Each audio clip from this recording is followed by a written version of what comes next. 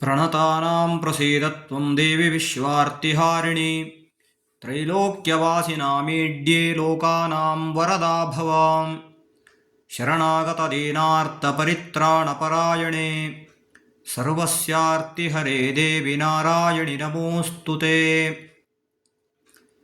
ತ್ರಿಗುಣಾತ್ಮಿಕ ದುರ್ಗಾ ಪರಮೇಶ್ವರಿಯ ಅಂಘ್ರಿದ್ವಯಗಳಲ್ಲಿ ನಮಿಸುತ್ತಾ ನವರಾತ್ರಿಯ ಮೂರನೇ ದಿನದ ಕುರಿತಾಗಿ ಒಂದೆರಡು ಮಾತುಗಳನ್ನು ದೇವಿಯ ಚರಣಕಮಲಗಳಲ್ಲಿ ಸಮರ್ಪಿಸಲಿಕ್ಕೆ ಇಚ್ಛಿಸ್ತೇನೆ.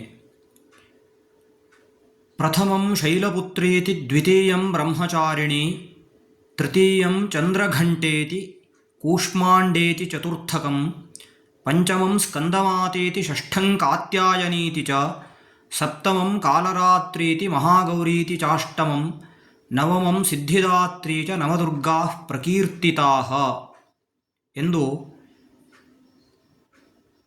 ಸಪ್ತಶತಿ ಶ್ಲೋಕದಲ್ಲಿ ಬರ್ತದೆ.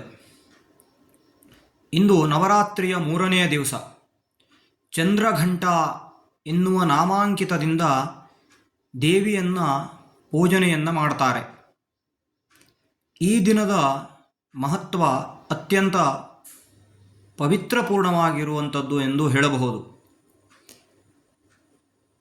ಹಿಮವಂತನ ಮಗಳಾಗಿ ಎರಡನೇ ಜನ್ಮದಲ್ಲಿ ಜನಿಸಿದ ಪಾರ್ವತಿಯು ಶಿವನನ್ನು ವಿವಾಹವಾದ ನಂತರದಲ್ಲಿ ಚಂದ್ರಘಂಟ ಎನ್ನುವಂತಹ ರೂಪವನ್ನು ಧರಿಸ್ತಾಳೆ. ಈ ರೂಪದಲ್ಲಿ ಅವಳು ಶಾಂತವಾಗಿಯೂ ರೌದ್ರವಾಗಿಯೂ ಕಾಣುತ್ತಾಳೆ. ಅವಳು ಸಿಂಹಾಸನಾರೂಢಳಾಗಿ ರಾಕ್ಷಸರನ್ನು ಸಂಹಾರವನ್ನು ಮಾಡಿದಳು ಎಂದು ತಿಳಿದುಬರುತ್ತದೆ. ಅವಳ ದೇಹದಲ್ಲಿ ದಶಭುಜ, ಪ್ರತಿ ಹಸ್ತದಲ್ಲೂ ಆಯುಧಗಳು, ಖಡ್ಗ, ತ್ರಿಶೂಲ, ಗದ, ಬಾಣ ಇತ್ಯಾದಿಗಳನ್ನು ನಾವು ಕಾಣಬಹುದು. ಅವಳ ಘಂಟೆಯ ಶಬ್ದವೇ ದುಷ್ಟಶಕ್ತಿಯನ್ನು ನಾಶ ಮಾಡಿ ರಾಕ್ಷಸರ ಮೇಲೆ ಭಯವನ್ನು ಹುಟ್ಟಿಸ್ತಾ ಇತ್ತಂತೆ. ಈ ಚಂದ್ರಘಂಟ ಎನ್ನುವ ನಾಮಾಂಕಿತದಿಂದ ಇಂದು ಪೂಜಿಸುವ ದೇವಿಯ ಕುರಿತಾದ ಸ್ತೋತ್ರ ಈ ರೀತಿಯಾಗಿದೆ.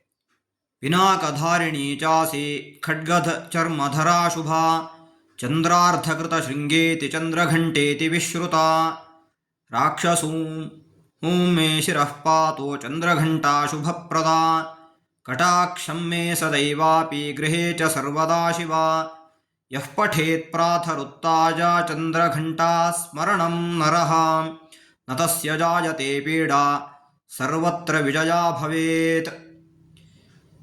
ಚಂದ್ರಘಂಟಾದೇವಿ ನನ್ನ ಶಿರಸ್ಸನ್ನು ಕಾಪಾಡಲಿ, ಅವಳ ಕಟಾಕ್ಷ ಸದಾ ನನಗೆ ಕ್ಷೇಮವನ್ನು ತಂದುಕೊಡಲಿ ಎಂದು ಇದರ ಅರ್ಥವನ್ನು ವಿವರಿಸಬಹುದು.